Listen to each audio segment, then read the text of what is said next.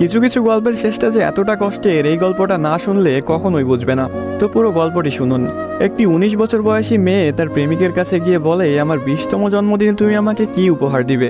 ছেলেটি মুচকি হেসে বলল, এখনো তো অনেক সময় আছে, আর সময় হলে তুমি তোমার জন্মদিনের উপহার পেয়ে যাবে। বেশ কিছুদিন যাওয়ার পর একদিন হঠাৎ করে মেয়েটি অজ্ঞান হয়ে যায়।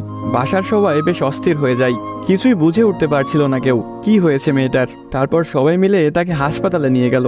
হাসপাতালের ডাক্তার অনেক পরীক্ষা নিরীক্ষা করার পর তার পরিবারকে জানালো, সাদিয়ার হার্টে একটা ছিদ্র ধরা পড়েছে। এখন যদি খুব তাড়াতাড়ি হার্ট পরিবর্তন না করা হয়, তাহলে হয়তো সাদিয়াকে আর বাঁচানো সম্ভব হবে না। সবাই এই কথাটি শুনে কান্নায় ভেঙে পড়ল। সাদিয়ার মা বাবা কিছুতেই মেনে নিতে পারছিল না। সাদিয়ার প্রেমিক সাকিব তার বিষয়ে ডাক্তারের কাছ থেকে সবকিছু শুনে বলল, এ কিছুতেই হতে দিবে না সে। তারপর সাকিব মেয়েটির রুমে গেল, দেখলো তার ভালোবাসার মানুষটি বিছানায় শুয়ে আছে। সাকিবের কাছে যেতেই মেয়েটি বলল, সাকিব, আমি মনে হয় আর বাঁচবো না। সাদিয়ার চোখের পানি মুছে দিয়ে সাকিব বলল, কে বলেছে তুমি বাঁচবে না? তুমি খুব শীঘ্রই ভালো হয়ে যাবে। মেয়েটি বলল, তুমি কি করে জানলে? ডাক্তার তো বলেছে আমার হার্টে একটা ছিদ্র ধরা পড়েছে, আর আমাকে বাঁচানো সম্ভব না। ধুর পাগলি, তোমার কিছুই হবে না, দেখো তুমি ভালো হয়ে যাবে। এভাবেই বেশ কিছুদিন যাওয়ার পর সাদিয়া সম্পূর্ণ সুস্থ হয়ে যায় এবং বাসায় ফিরে যায়।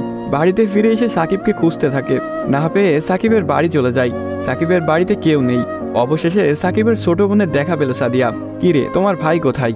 সাকিবের বোন কোনো কথা না বলে হাতের ইশারা করে সাকিবের রুমটা দেখিয়ে বলে উঠল, টেবিলের উপরে আপনার জন্য একটা চিরকুট রাখা আছে।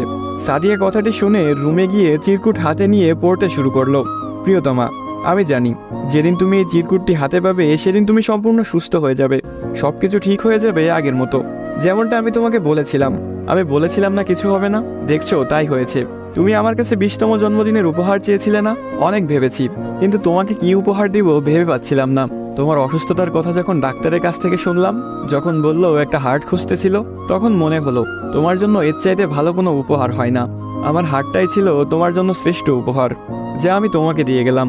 মন খারাপ করো না, আমি আকাশের ওই উপর থেকে তোমাকে সব সময় দেখব।